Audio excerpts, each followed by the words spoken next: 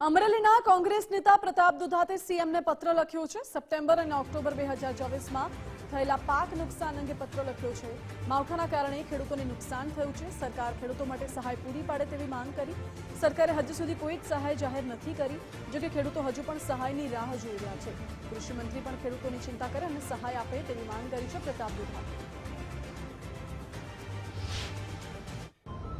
અમરેલી જિલ્લાને ગયા વર્ષે એટલે કે 2024માં અતિવૃષ્ટિના કૃષિ પેકેજમાં ગુજરાત સરકારે બાકાત રાખ્યો ત્યારે કોંગ્રેસ પાર્ટી મારફત તાલુકા મથકે ધરણા થયા, આંદોલનો થયા.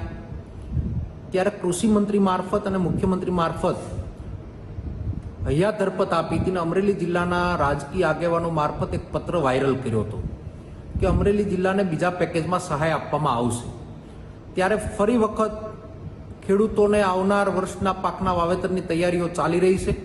ખેડૂતો દેવામાં ડૂબી ગયા છે. તો એ પેકેજની રાહ જોઈને બેઠું છે અમરેલી જિલ્લાના ખેડૂતો.